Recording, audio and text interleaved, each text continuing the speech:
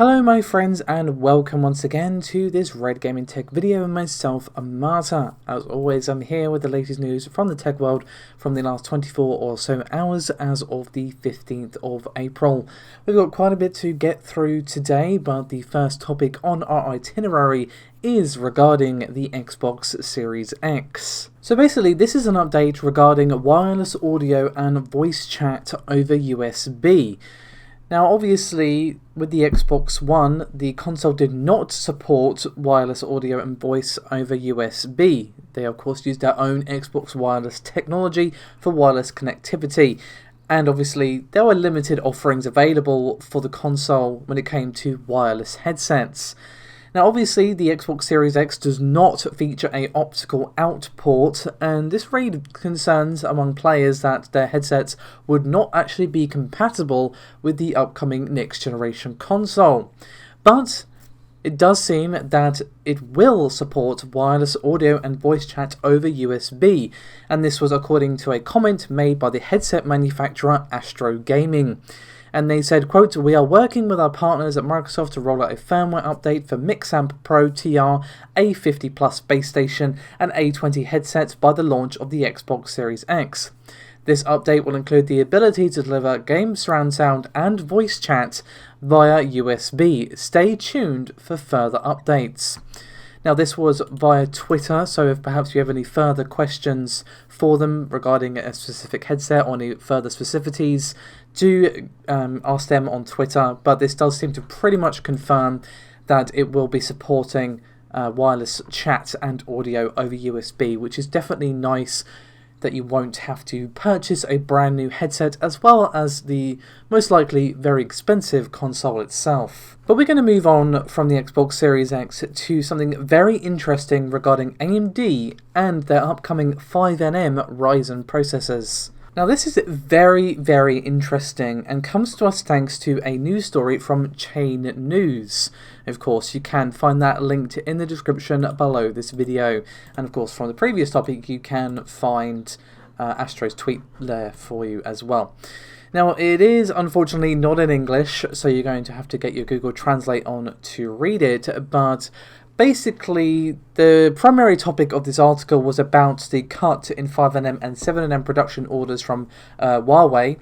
But when talking about this and the fact that Apple are kind of picking up the slack in this regard, they did mention something very interesting regarding TSMC and AMD.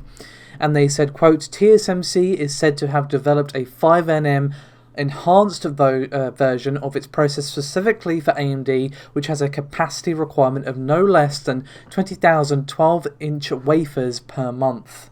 Now this was helpfully translated by the retired engineer, so big thank you to him. I have of course included a link to his tweet in the description below this video as well. Now unfortunately we do not have any details on what this enhanced version of the 5nm design is actually going to be. You know, let's just refresh our memory for a second. TSMC is already saying that the standard 5nm design is going to have a 1.84 times increase in transistor density versus the current 7nm chips. So we're going to see that, and then whatever enhancements they've allegedly made for AMD. If indeed this report is correct, of course, there is the very real chance, as with anything that did not come from the mouth of AMD themselves, to be incorrect. Now, unfortunately, what these improvements could be in terms of like the tweaks that they've actually made, and obviously the performance improvements that we would see as a result, are unfortunately very much open for speculation.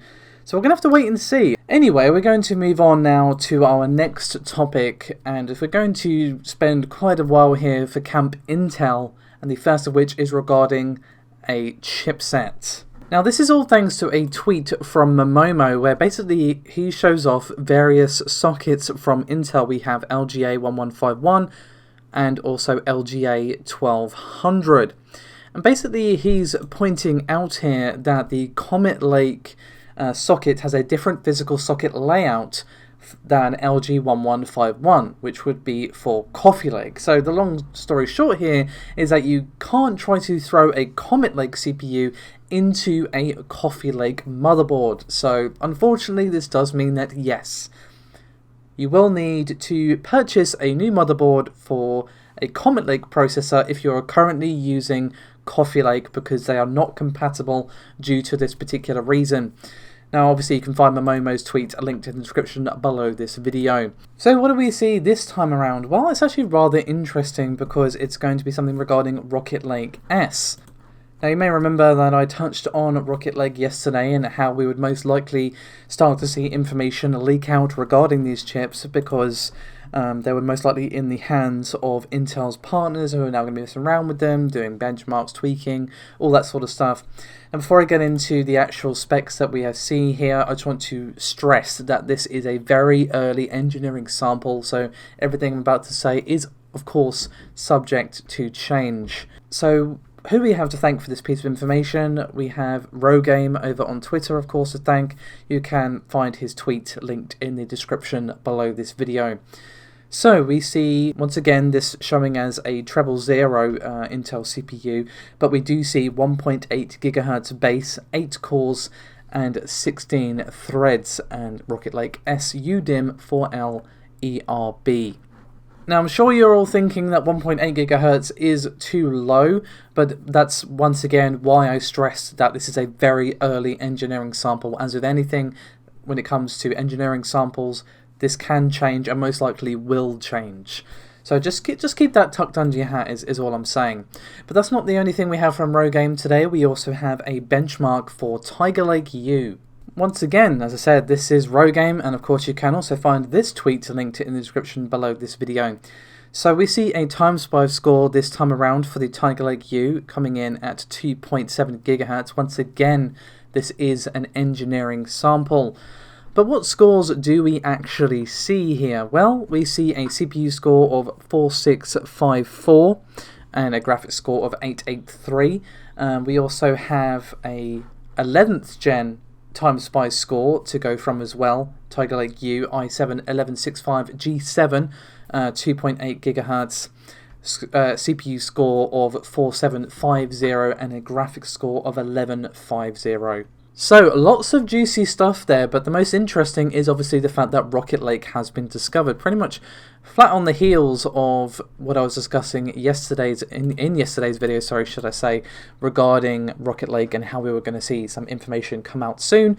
Hopefully we'll see more information come out over the next few weeks, and we'll see a more concrete idea of what we can expect specs and performance-wise. But we're going to move on to our final topic for today, which is regarding the PlayStation VR 2. So it's actually a new patent which has been discovered, which was helpfully posted on patent.yivian.com, and of course you can find their article linked in the description below this video. So essentially this Sony patent is venue mapping for virtual reality spectating of live events. And I'm going to read a small snippet from the abstract here.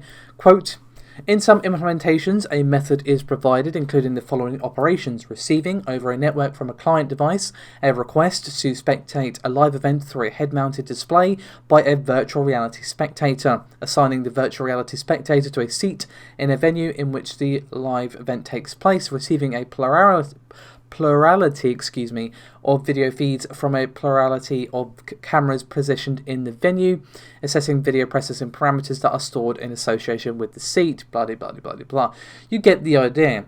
Now this is actually really, really cool. Now I do remember them before VR actually released, or when it was very, very new, I think it was Total Biscuit was talking about the potentiality of, just being able to attend virtual events like a virtual concert or, wrestling, just for example, which is something that he was actually into.